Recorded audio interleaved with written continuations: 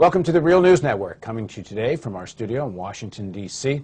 We're joined today by Colleen Rowley, former FBI agent. She used to work in the embassy in Paris. She worked in the consulate in Montreal. She became a special advisor to the FBI on legal issues in Minneapolis, and she blew her whistle on 9/11 issues, and that's what we're going to talk about. Thanks for joining us.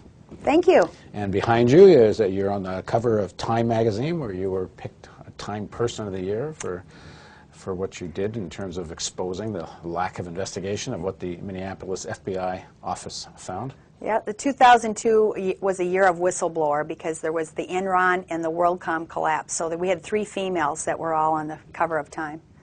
So let's go back a little bit into, just for people that don't know this story, I think most people do, but we do live in an era of amnesia when it comes to political events and news. So lay out the basic events again of what happened. Well, in August of 2001, a flight school in Minnesota called the FBI, and 2 of our agents responded very quickly. One was an INS agent, and they found that this was extremely suspicious for a person just to plop down cash and ask to learn how to train to fly a jet. Had no good explanation. The flight instructors were very instrumental because they gave all these indicia factors of why they were suspicious. It was the most unusual customer who had come in to learn flight training that they had ever had. So the agents then pursued that very quickly, and they sent leads out to France and to Great Britain and to headquarters and got good information back pretty quickly. They put it all together. This is about information about who this guy was. About Moussaoui and the potential for terrorism. They put this all down in a multi-page draft declaration asking for further authorization to search his personal effects and laptop. And give us the date here. Well, he was detained on August 16th. The call had come in the day before, I think August 15th. And again, the fact that they reacted so quickly just shows you the importance. Normally, if the FBI gets a normal garden variety crime tip, they don't necessarily run out and do these things around the clock. And I even got called at 9 o'clock on the night of Moussaoui's detention. So that was unusual. I got called I was in bed, you know, and they said, "Oh my goodness, let us run down what we just saw here," and they tell me. So we're seeing like an episode of 24 Hours. Jack Bauer's right? Just been called. We may have a guy who's learning how to fly a plane for terrorist purposes. And Bauer picks up the phone and calls headquarters and... Well, you know, of course, 24, I don't even know if it was running back in August of 2001, but it actually was a bit of a scene out of something like that. The agents... astuteness about this.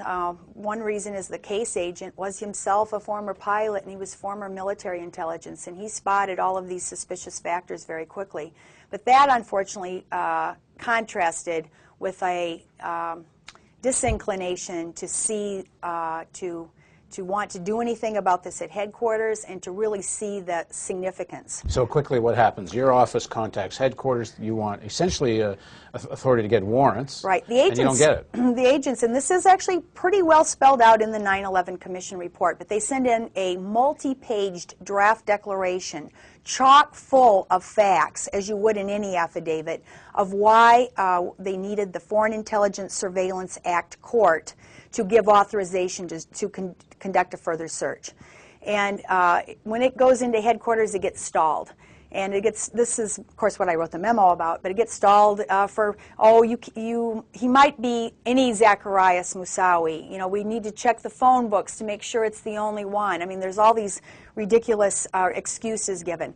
Finally, they say that the legal unit in the FBI read it and said there's not enough probable cause. Okay, it turns out the legal unit had not actually read it. So you don't know these things, though, when it's happening.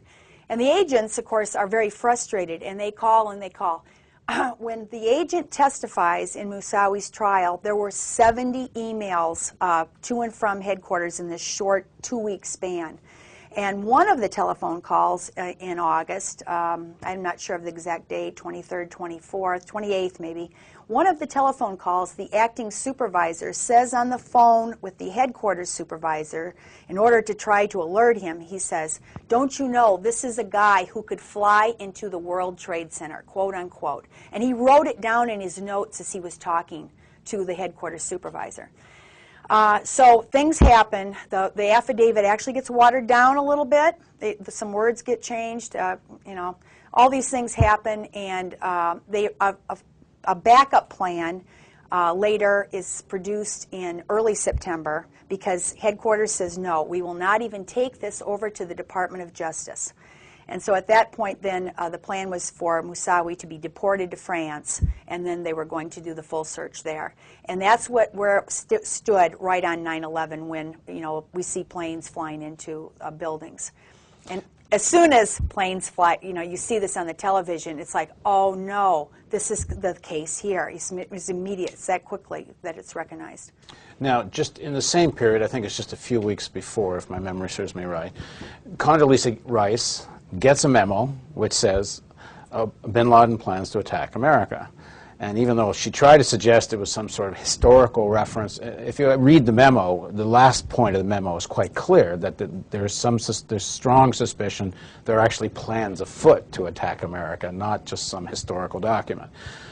She says to the 9/11 Commission, more or less, that when asked, what did you do about it once you get this memo, that she tasked 72 FBI offices, but that turned out not to be the case. Well, of course, I knew nothing about Condoleezza Rice's memo that she would have seen. I did not know either that our FBI had gotten a memo from the Phoenix office, and at about the same date as Condoleezza Rice had this memo, saying, look at flight schools because there are potential terrorists training to fly in flight schools. And I think this was July 10th or 11th. And of course, when you're compartmentalized in the intelligence community, you're not privy to everything flying around.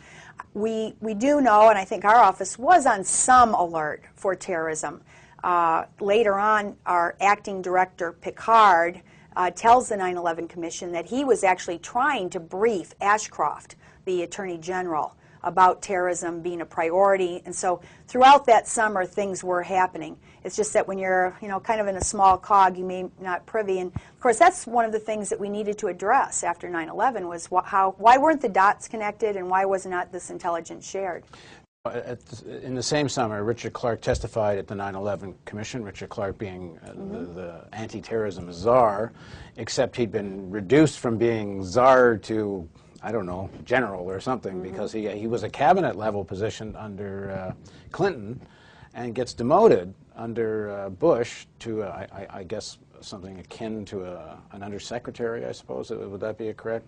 Well, and he was put off. I mean, he had this plan that was well written already and trying to get more emphasis and resources. So again, a deliberate decision. You look at your cabinet, you have someone who the Clinton administration and all your security and intelligence people have said need to be there at a cabinet level, and you demote them.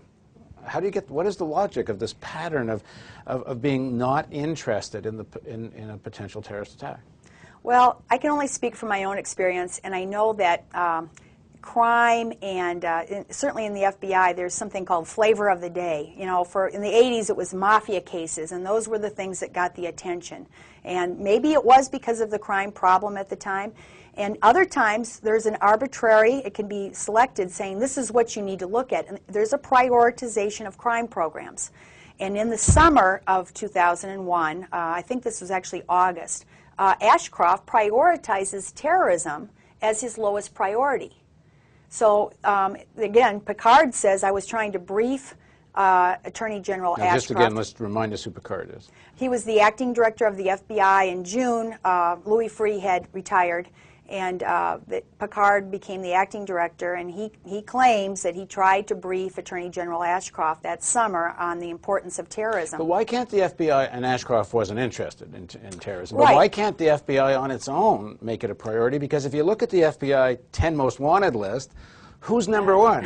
Osama bin Laden, and this is before 9/11. He was like number one for, I think, 2-3 years before that. Well, an investigative agency can't totally act on their own, because if they are investigating things, they can do wonderful work, but it's got to be prosecuted. So they always have to make those decisions about what is the priority crime in connection with the Department of Justice, because they have got to have those prosecutive resources. If they decide, you know, mafia is the thing that we're going to look at, and the Department of Justice says, no, it's failure of S&Ls, they're not going to get very far if they put all their resources. So those decisions about what's the priority now, usually they're precipitated by actual events. You know, if you have an S&L collapse, the priority then is shifted to, you know, that type of thing. If you have corruption, it's shifted to corruption. After 9/11, resources were, you know, hugely diverted to intelligence and to the study of terrorism. You have this, Osama bin Laden, as I said, is number one on the FBI most wanted list pre-9/11.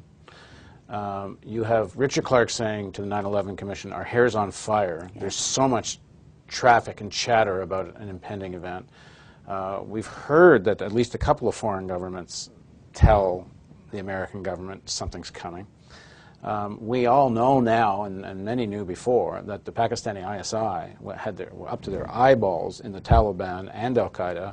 Very difficult to believe there's something being planned by an Al-Qaeda based in Afghanistan that the Pakistani ISI wouldn't know about, and thus the Sauds know about. We know there's 27 pages of redacted pages in the 9/11 Commission, which according to the LA Times detail names of the Saudi members of the royal family and the government that directly connected to 9/11 conspirators. I mean, all of this going on. We know Prince Bandar's visiting the White House once a week. He's practically got his own key to the washroom. There's just too much going on here that you wouldn't think that the FBI wouldn't have been put on alert. It doesn't make any sense. Well, again, I think that the directions to investigate terrorism, again, there was a disconnect between the Department of Justice and the FBI, and with the new administration, agencies are all kind of checking out what is this administration going to want from us, what are we, you know, what's our priority. So I can't explain, except that these dots, of course, that come in, and these pieces of information and tips and things that came in were not taken seriously in the summer of 2001.